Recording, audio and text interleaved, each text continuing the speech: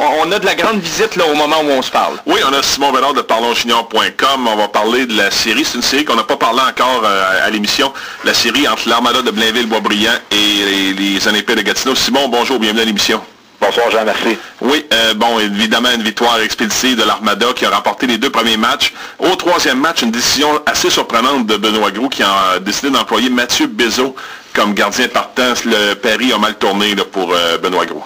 Oui, donc c'est un risque assez particulier, surtout que je pense que la veille, en fond, du match numéro 3, donc en fond, lundi, notre entraîneur avait dit là, devant tout le monde là, que c'était pour être François Lassalle, qui était pour être son gardien de but de confiance là, pour le reste des séries. Et lorsque le warm-up est finalement commencé mardi soir, c'était Mathieu qui était là. Donc, écoutez, c'était quand même un certain pari qui avait quand même du sens, que Mathieu a quand même très, très bien fait là, lors des 2 matchs disputés à Blainville où il avait été appelé à remplacer François Lacerte.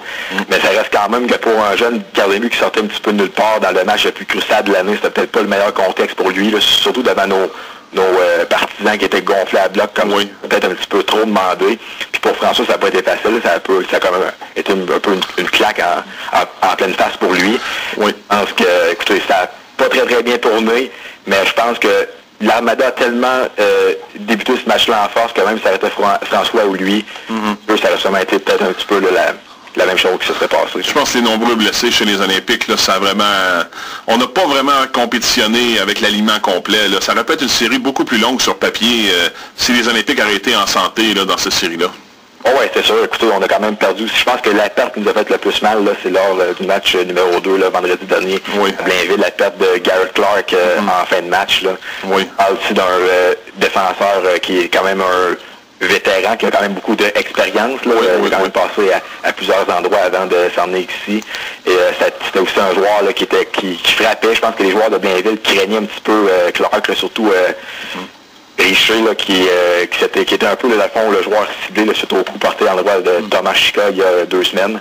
Et je pense que c'était vraiment un joueur qui était complet, c'est un joueur qui pouvait quand même bien jouer dans toutes les facettes du jeu, pouvait quand même intimider plusieurs joueurs adverses. Je pense que sa perte a fait très très mal et on pense à des joueurs comme Morrison, Kyle, là, qui était qui était aussi un de nos bons de nos bons marqueurs qui est tombé au combat quand même souvent cette année, et à Taylor Burke qui apporte quelques présences lors du match numéro 3 là, pas pu faire justice non plus en série autant l'année passée que lors des dernières séries. Les gars, l'Armada pourrait rencontrer qui en 2e ronde? Ouais, je le sais aucunement actuellement. Il reste plusieurs séries là à se... Oui, il reste 2 séries. Il y a plus quelques possibilités. On pourrait y revenir tantôt du côté de l'Armada, mais tu as vu jouer l'Armada. À ce moment-là, tes commentaires sur cette équipe-là qui pourrait surprendre? Oui, c'est un club qui surprend. Je pense que quand on a su qu'on était pour affronter Blainville, on était soulagé quand même dans un certain sens. On avait mieux, je pense, affronter un club où on avait quand même compétitionné contre eux cette année, malgré 2 victoires en 8 parties. On avait mieux pas mieux que, mettons, que Victo et Québec.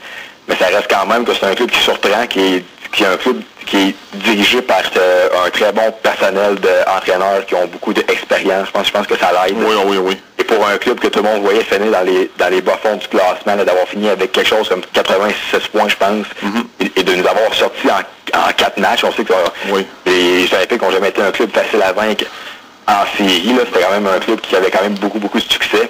Et je pense que pour un club comme ça, je pense que c'est un club qui surprend, qui vont se rendre peut-être plus loin, qui vont peut-être passer une autre ronde maximum, là, parce que c'est quand même un club qui est quand même jeune et qui n'est pas rendu au niveau où est-ce qu'il est là, actuellement.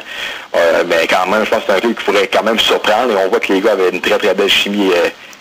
L'équipe au bord, les joueurs étaient vraiment unis, les joueurs se tenaient ensemble, et je pense que pour vaincre un club sur une période de cette partie, dans le fond, je pense que c'est quand même c'est bon. La base. Jean-François Hull fait de l'excellent travail. Pour affronter l'Océanique de Rimouski, si on regarde ça en 2e ronde, du côté des partisans à Gatineau, on sait que c'est des partisans qui sont très exigeants dans le match. Sont dans le match, là, pour y avoir déjà été en série, là, c'est assez intimidant. Comment on a pris ça chez les partisans, l'échange de Pajot, Gagnon et Ouellette, entre autres, là? On a décidé de faire un pas en arrière chez les Olympiques pour peut-être être compétitif pour quelques années, dont l'an prochain. Ouais, ben ça, comme que je l'ai dit souvent cette année, je pense que les partisans s'attendaient à ça. Je pense que avec l'équipe de rêve qu'on avait l'année passée et tout ce qui s'est passé, je pense que les partisans savaient que ça pourrait être plus dur, mais je pense que de qu'est-ce qu'on a pu voir au cours des dernières séries, on a plusieurs jeunes joueurs qui promettent. Qu'est-ce qui n'a pas aidé là, au cours des dernières semaines, c'est que ces joueurs-là sortaient du budget 3, donc aucune expérience, aucune...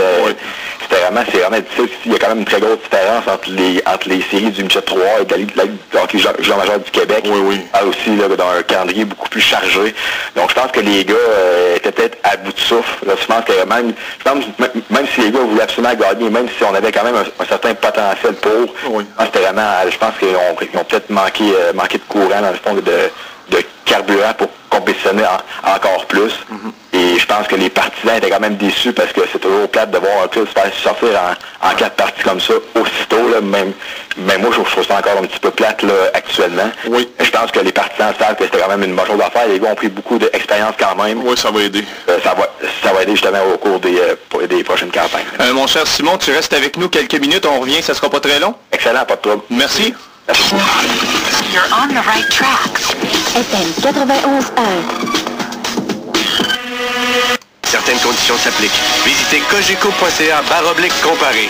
Cogeco, comment peut-on vous aider? Soyez au frais à peu de frais. 40 ans d'expérience et plus de 15 ans en affaires. Alain Lavallée Réfrigération offre service, vente, installation et entretien de climatiseurs et thermopompes et fait également la réparation de toutes marques. Dépositaire de système Friedrich et Carrier, garantie 10 ans. 539-89-98. Alain Lavallée Réfrigération, très fier partisan de nos Cats, souhaite bonne chance à toute l'équipe. Yves et Olivier Monette ainsi que toute l'équipe de Paysagiste Plus souhaite une éclatante victoire à nos Cats. Paysagiste Plus vous offre une gamme complète de plusieurs services dont la pose de pavés, confection de murets, rocailles, plantation de plantes vivaces et arbustes. Disposant d'une équipe de paysagistes expérimentés, Paysagiste Plus sera créé et mené à bien tout type de projet d'aménagement paysager. Paysagiste Plus, 532-1302. Donnez de la valeur à votre maison. Depuis plus de 25 ans, Construction André Rivard est passé maître dans la réalisation de vos projets d'acoustique, cloisons sèches, plafonds suspendus, pose de gyps et tirage de joints. Un travail impeccable à un prix très compétitif. Construction André Rivard de Notre-Dame-du-Mont-Carmel, résidentiel et commercial. Construction André Rivard de Notre-Dame-du-Mont-Carmel, fier partenaire des Cats. Bonne chance pour les séries. Vous écoutez Sport et Score. On est de retour à Sport et Score en prolongation et ça se termine dans pas grand temps, mais là, on est encore avec Monsieur Simon Bédard là, de parlonsjunior.com qui est toujours avec nous, on l'espère. Toujours là.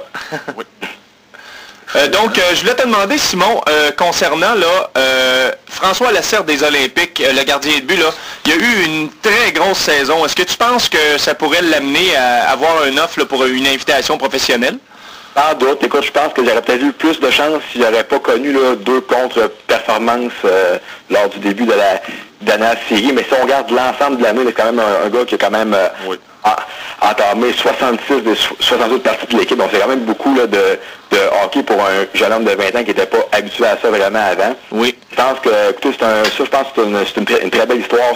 C'est un gars de chez nous qui est un petit peu sorti d'un petit peu de nulle part, si on veut.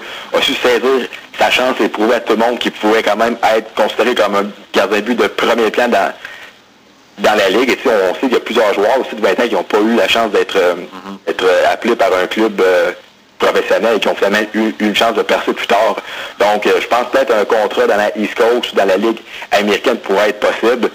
Ça reste à voir, mais je crois qu'il y a quand même le talent, puis je pense qu'il y a aussi la passion pour ça, c'est sûr. Oui, je pense qu'il mérite une invitation. C'est toute une histoire, comme tu disais, il a joué pour 6 ou 7 équipes, a été réclamé au balotage par les Olympiques. Je pense qu'il devrait se trouver un contrat l'an prochain. Du côté des Olympiques, donc, on regarde vers le futur avec l'an prochain. Est-ce qu'il va y avoir des compensations via les transactions qu'on effectuer? Oui, écoutez, Benoît Groulx l'a pas encore annoncé à tout le monde. Là. Okay. On imagine que oui, il n'y a encore rien là, qui a vraiment spéculé là-dessus, mais plus que le repêchage va avoir lieu, là, je pense que c'est le 9 juin prochain, sûrement qu'on va être fixé d'ici là. Oui. Je pense qu'il y a tellement eu là, de gros échanges au cours de la dernière période des fêtes, peut-être qu'il va y avoir une ou deux compensations futures. C'est encore trop tôt pour dire quoi, qui, puis où, mais je pense que moi, ça devrait être quand même quelque chose qui devrait se produire là-dedans. Malheureusement, c'est tout le temps qu'on a. Merci Simon pour l'entrevue, puis on te souhaite une bonne fin de journée dans l'Outaouais. Vous la même, merci beaucoup. Là. Merci, voilà, c'était Simon Bédard de parlonsjunior.com. On invite les gens à se rendre sur le site, là, il y a d'excellentes chroniques, parlonsjunior.com. Oui, c'est toujours intéressant. Je voulais vous rappeler avant la